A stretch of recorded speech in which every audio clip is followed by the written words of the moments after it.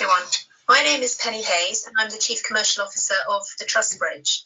I'm here today with David Clark and Stuart Anderson, who'll introduce themselves in a second, and we're going to discuss the concept of the Nominated EU Representative Office, a requirement under the GDPR regulation. So David, would you like to introduce yourself this morning? Thanks, Penny. Hi, Stuart.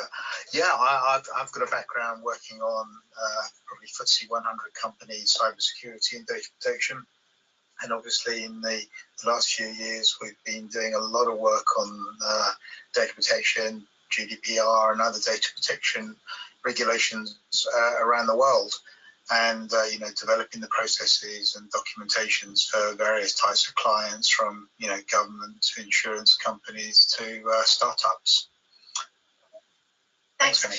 And we've worked together with Stuart on a particular issue, which is very, not particularly well-known issue, but one that we think we're beginning to see a bit more, certainly as we get towards October the 31st this year.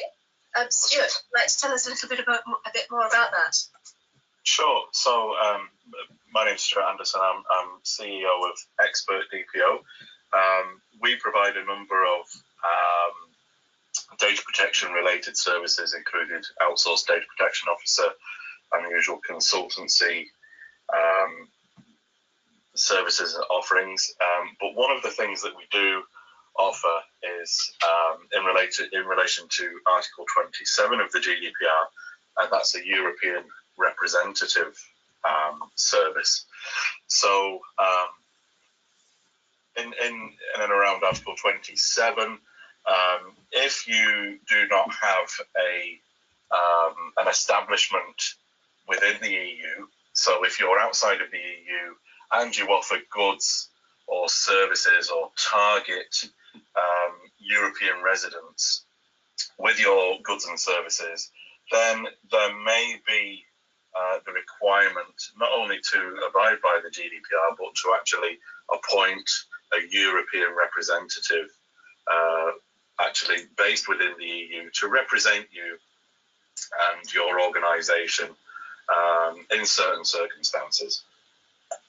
So just taking a look at what the EU currently consists of, this map here shows all of the countries. Of course, Brexit, most countries in the UK, as well as America, China, Asia, Africa, will also need to have an EU representative office, I presume. Yes. So, I mean, Brexit presents a unique, and certainly in my lifetime, an unprecedented challenge.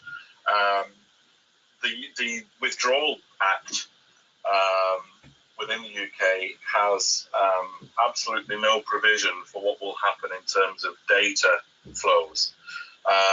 If we go by what will happen at 11 p.m. GMT on the 31st of October, the UK will leave the European Union. As such, they will be deemed a third country, and they will not have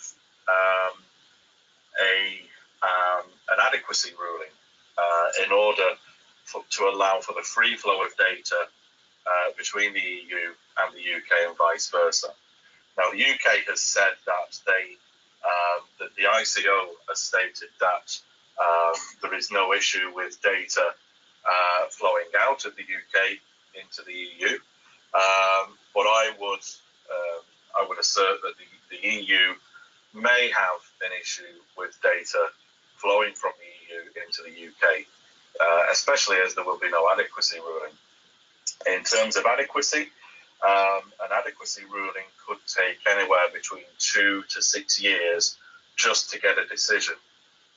And one factor that will inherently affect that decision is the Investigatory Powers Act, which allows the UK government departments and law enforcement agencies carte blanche to intercept, read, monitor the data of UK citizens and any flow of data in and out of the UK. So it's not transparent, it's not very human rights friendly, So I would consider that to be a major stumbling block to the UK getting an adequacy decision.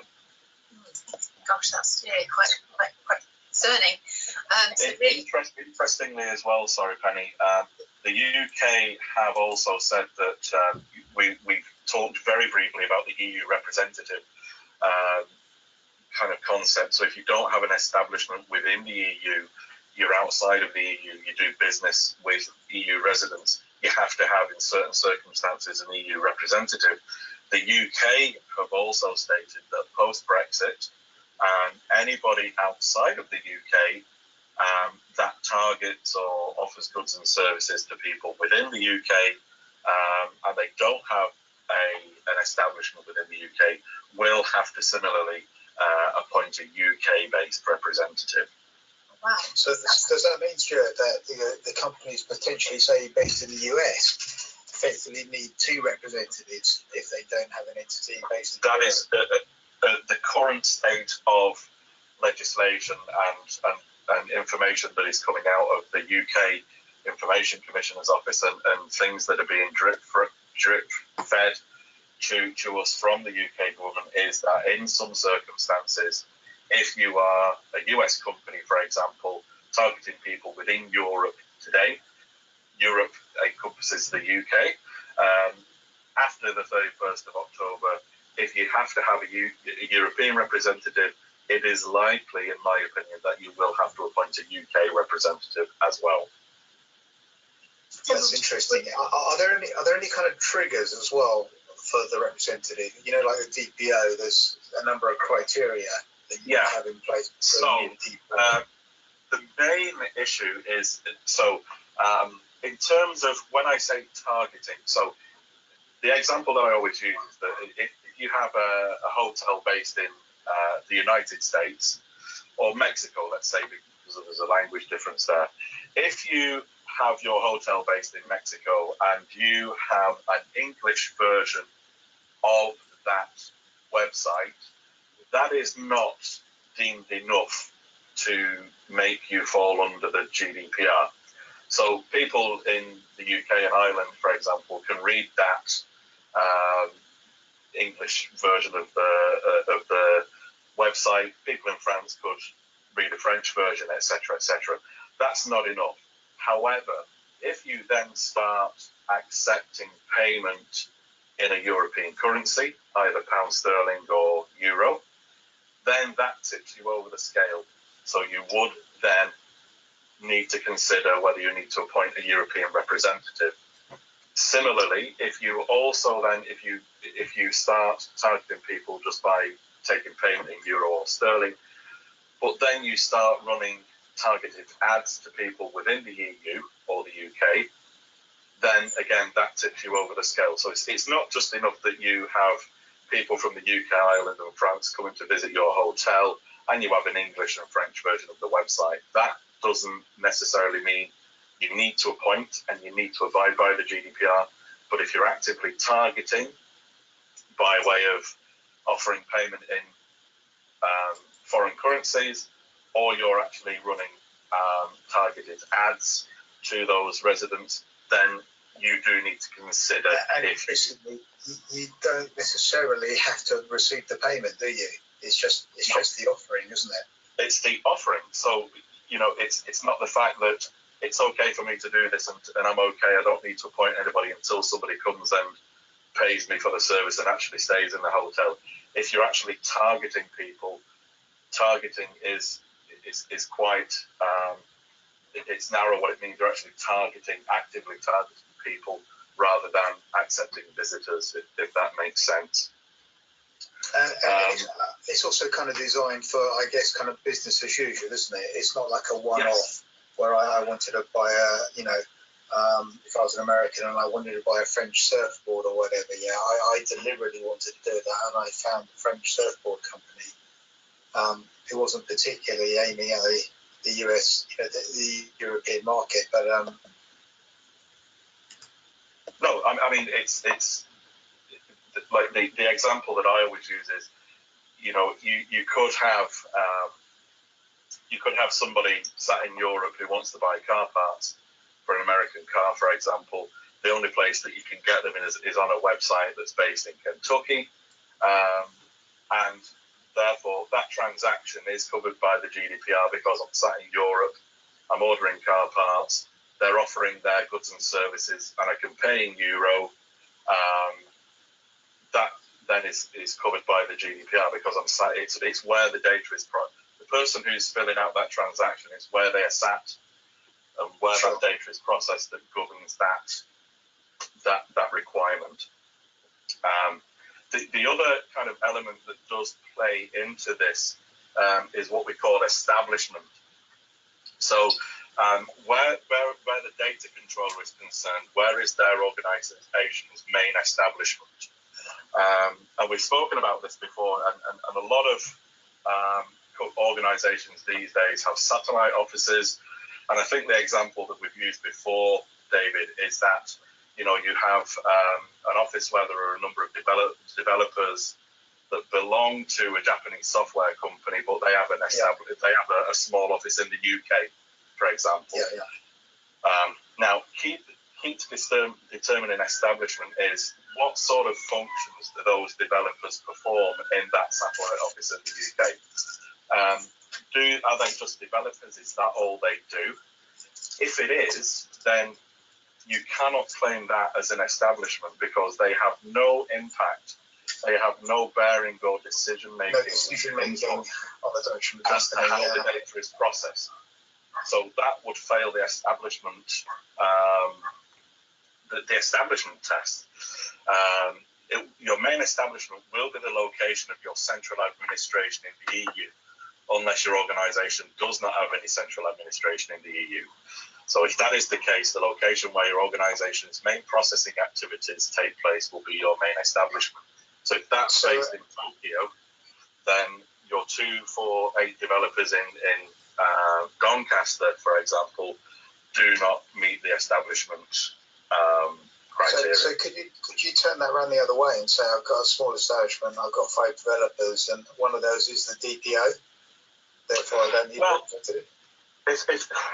Well, you can say that they're the DPO, but then you have to look at, are they actually the DPO?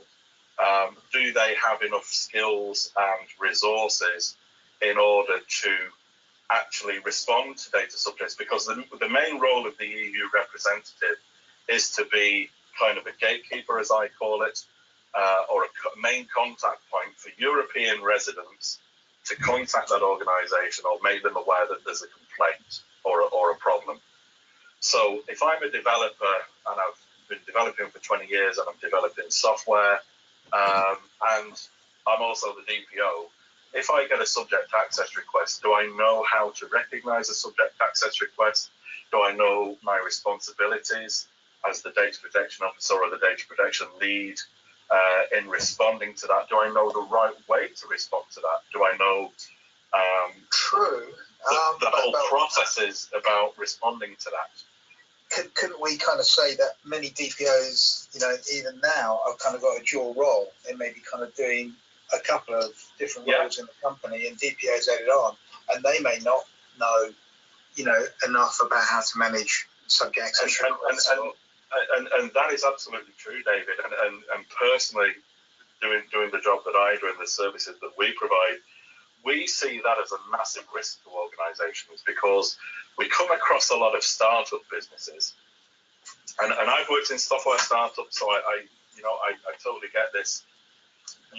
Your main focus as a software startup or a startup business is to just generate businesses, to just get your product to market and get out there and get traction in your customer base. That's the sole purpose, in my opinion, of a startup. And generally, you have 2 or 3 or 4 founders that are running the business, maybe one in sales, one in development, one in managing the company, whatever. And one person is COO and is also DPO.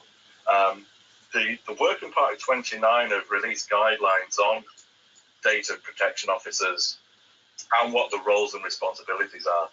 And there have been guidelines issued that in order to protect the independency element of being a data protection officer. So therefore, no one at C-level or managing director or no one who inherently makes the decisions on how data is processed within the data controller organization, they should not be a DPO, because it can have an impact on the independence factor of the DPO. So in short, if you're making the decisions on how data is processed, why you process it, what data you collect, why you use it, what you do with it, who you share it with, then you should not be the DPO. The DPO is there to provide impartial advice. And that's actually one good part of, I mean, as I said earlier, we offer an outsourced DPO service, and I know you guys do. And that's actually one positive factor of outsourcing that service, because you have the independence. It's an independent company. We've been in many organizations where we have provided advice based on best practice and what we believe the best reading of the GDPR is. And it's up to that organization then to either follow that advice or not follow it. That's interesting. So I think I suppose the next question really, Jay, is what if you're selecting a representative, what kind of should a company be looking for? Okay, so again, we've seen other organizations offering this service at unbelievably low prices, sometimes in the hundreds of pounds per year, which is to us astonishing.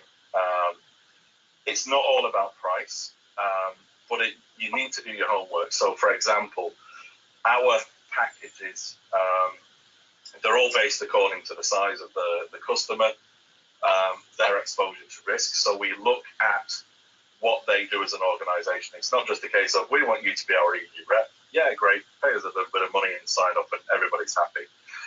The main responsibility of an EU representative is to ensure that the Article 30 records of processing activities are a true and real representation of what that company is actually doing. So in order for you to have a European representative, you have to, as an organization, have done some work towards GDPR compliance already. So you can't have an Article 30 record of processing without having done some form of data mapping or forming a data inventory. And your Article 30 record of processing expands on a data mapping by listing out the lawful bases for processing, any links to any special category data and the purpose of the grounds that you're processing special category data have to be mapped out, etc., etc. So unless a representative is asking you these questions, they're probably not going to be able to deliver on this role. Absolutely. They can't deliver. So the important thing to state as well is that the European representative is jointly liable with the organisation should it transpire that the organisation is doing something that they shouldn't be, or doing something that they've said they're not doing with data. So there is an element of risk, and that risk has to be, investigated and analysed. So you need to ask, and again, a lot of organisations we come across, we know personally from conversations that we've had, struggle to get insurance cover. Yeah. Our organisation has all the insurances that we need. And again, if something looks really cheap and inexpensive, just scratch beneath the surface, because again, one of the things we do is we keep an eye on what competitors are doing. There are some organisations out there that seem really inexpensive, but they only allow you 1 or 2 subject access requests per year. And the charge for those extra subject access requests is astronomical. Isn't it also kind of more than just subject access requests? If there's a potential kind of breach or kind of an inquiry. If there's a breach, then you, as the European representative, are duty bound to communicate, to be the conduit between the organisation and the relevant statutory authorities. So it's not just about dealing with subject access requests and communicating with data subjects, but you also, in the event of a breach, which could be pretty pretty massive to the company. If it's a large-scale data breach, you are the person that is going to be dealing with the Data Protection Commissioner here in Ireland, or the Information Commissioner's office in the UK, or CNIL in France. And you have to be able to do that. You have to be able to converse with them in their home tongue if they want to. And you have to be able to navigate the way that you deal with this as an organization. So in the terms of a US company that has a European representative, if they have a breach, it is that person that is going to be front and center for that organization that deals with the statutory authorities and the data subject. So that would really mean the representative has got to be dealing with the most senior people in that company, because if things need to be done in informing the data subject or notification criteria agreed on, you know, this cannot be done unless it's at a very senior level, or the most senior level. Yeah, I mean, every organisation, as we know, David, should have a data breach plan in place and should have rehearsed that. And on that panel, you might have technical people, you might have law experts, you might have PR experts. And if you're that organisation outside of Europe or the UK post-Brexit, then you absolutely should have a data protection expert on that panel, plus your European representative, if that is relevant. Because, again, you've only got 72 hours from having become aware of the breach under the GDPR to actually notify the relevant statutory authority. So time is of the essence. If it's a European representative based in Europe and the organisation is in the States or is in Australia, then time difference is a factor as well. So again, you know, does your European representative only work 9 to 5 GMT, for example? Does the contract that you have with them dictate that if they have to be available to you? So there's lots of things that you should be asking in terms of looking at a representative service. One other thing as well is that there was some guidance at the end of last year in terms of European representatives, and the European Data Protection Board stated that it should be easy for data subjects to contact the European representative. So again, if you're acting as a European representative, the organisation has to have your details on their privacy policy, so it's easily available for people within those jurisdictions to contact you. And that doesn't necessarily mean, in my opinion, having an office in every European country. Again, a lot of organisations say they have, and they're just boilerplate offices, and the letter arrives, it gets either faxed, emailed to people, and there's a day's delay in that. Whereas, you know, if the majority of people use email, and in my opinion, again, you know, you do have to have. I mean, there is a thought process out there that your European representative should be based where the majority of your customers are. The kind of DPO, I guess, yeah. Now, in terms of can a representative be a company or a person? Now, again, the opinion that has been released recently from the European Data Protection Board is that the same person should not be. So your European representative should not act as your DPO. And again, that is to protect the independency requirement of the DPO role.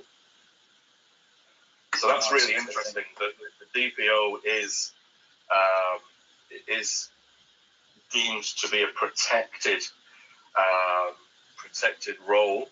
So whether that's internal or external, you know, the European regulation states that a DPO cannot be fired for doing his job. So if you're sat there saying, look guys, you shouldn't be processing this data, or we should be telling people that we're doing it, or we're collecting too much data, they can't be fired for any of those reasons, and that list isn't exhaustive. And again, you know, the DPO is there to give and to provide impartial advice, and that may at some point be at odds with protecting that role and the independence and the interplay between a European representative and a DPO. The European representative is kind of a reactive role. So you would only talk to a European representative if there is a problem generally, or you have a concern, or the statutory authority want to contact that organisation, and they'll speak to somebody in their jurisdiction. Many organisations that are outside of Europe, so let's again take a software company based in California. Yeah, they're going to have to deal with GDPR, plus come next year they're going to have to deal with the California Consumer CCPA Act.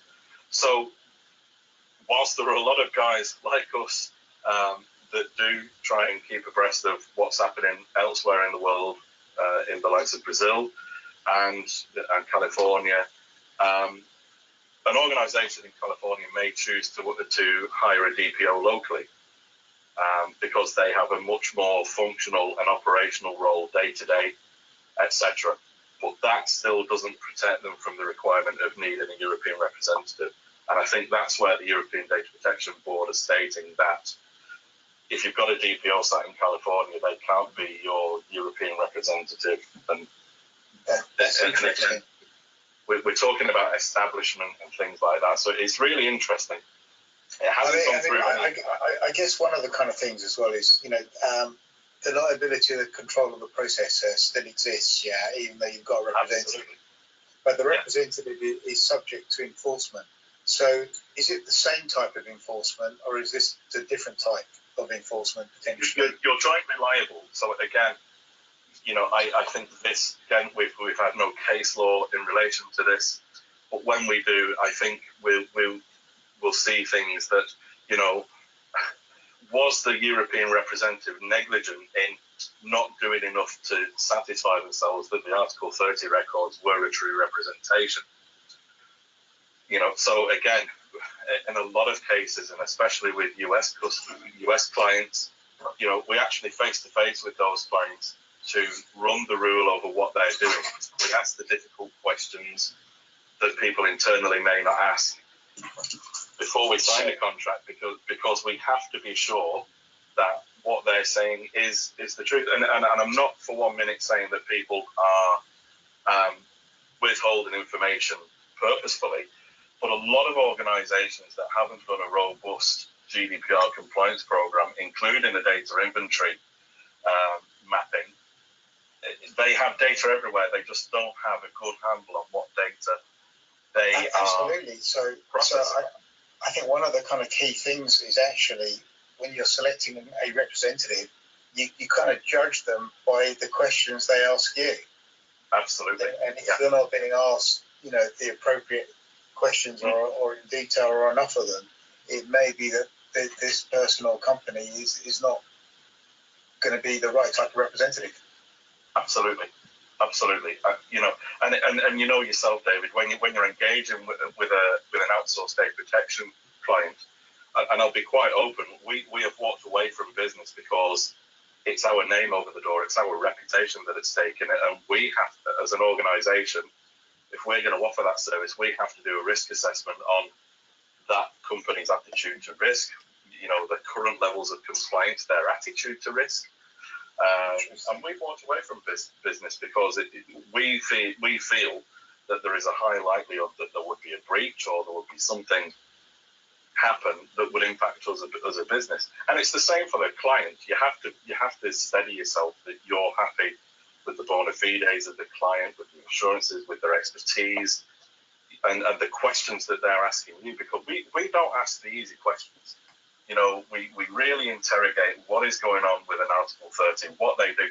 And it has to, as a European representative, it's not just about the Article 30. We have to have a detailed understanding of what that organisation does. So if it's an app, for example, if it's a software app, does that app, have they applied the data protection by design and by default principles? So, is everything switched on by default? So you sign up to it, it takes your contact list, it has access to your photos, your microphone, your camera, your location. Is that all switched on by default? Do I have to switch that? Can I switch it on? Do I have to switch it on? If so, they haven't followed the design by default principles. So that's a risk. So then we move to, okay, so what data are they collecting? What are the purposes of processing? If this is a weather app, I mean, there was the famous case of the weather app that had access to everything. Contacts, photographs, call records, the whole lot. What is the purposes of those processing? Is it transparent? What does the privacy policy look like? So these are all things that we as an organisation, when we're looking at engaging with a client, have to counter. And we've had conversations with clients where they say, well, we're not going to change. And well, that's great. You're not going to change. We either take that risk and accept it with the client, or we shake hands and part ways. Yeah, no, absolutely. So, sorry, Penny. I just kind of have one more question. Yeah, if you're dealing with a company that has that kind of level of complexity and they're still working through it, they still need to do business in Europe, so they will still need a representative. How do you kind of make sure that you don't have a client that's potentially a minefield, even though they are travelling their journey of everything they need to do? Yeah. So again, then that brings into play wider issues than just the GDPR European representative. We have to look at each client on a case-by-case basis. Somebody with a level of complexity that deep, that obviously might not have a massive handle on European laws, is obviously going to need other input. So again, we work with clients, we will say to clients, look, you need an Article 30, but moving back from the Article 30, there is a whole ton of other stuff in relation to GDPR and demonstrating that your GDPR compliant that you're going to have to do. So things like privacy policies, data retention, have you considered any of this? Again, we had privacy impact assessments pre-GDPR, but under certain conditions now, it's mandatory that you do a data protection impact assessment. A lot of clients, even in Europe, still don't grasp the concept that they should at least consider a data protection impact assessment when they're introducing a new technology, or it's a new system, or that they're gathering data, they're processing personal data. It just hasn't been done. So again, we would advise, have you done a DPIA? Do you know what a DPIA is? If you don't know what one is, these are the steps that you need to do and to complete satisfactorily in order to have a robust DPIA. So there are lots of things, and we will work with clients. We may take on some of that work. We may recommend alliance partners for that work where it's not particularly relevant to us, or where it's not something that we feel is in our scope to do that. Again, if they have a DPO, we look at the qualifications and the experience that their DPO has. In a lot of cases, like I say, with startups, it's somebody that's doing something else. So in a startup, the focus generally isn't on being data protection compliant. It's, get the thing built, get it out the door, get customers. And, companies like that, in our experience, need a lot of input from experts like ourselves and yourselves in order to understand their obligations. If you're talking to a startup, it's pointless talking to a startup about getting fined 20 million, because they're just thinking about getting to a certain point, getting to a certain number of users in order to unlock round A funding, round B funding, round C funding, etc., etc. They're focused on getting the numbers in. So talking to them about millions of quid's worth of fines is pointless, but actually saying to them, well, you need X amount of number of users before you can unlock. It's one of the conditions of unlocking Series A funding or whatever. If you have a breach, if you carry on doing what you're doing in the way you're doing it, the risk is that you'll have a breach and you'll lose thousands of users. Then that tends to wake people up. So it's you do need to work closely with the clients, because you do need to know them. It's not something that you can do over email and send them a proposal, and that goes for both sides. You know. Stuart, is there a fine related to the European Representative Office if you don't have one, if you're found not to have one? If you're found not to have one, there is a fine, and let me just have a look here. The minimum fine for a breach of the GDPR is either 10 million euros or 2% of your global turnover. And then the next set of fines, depending on the article, is 20 million minimum or 4% of your global turnover, whichever is higher. So the financial penalties can be quite rigorous.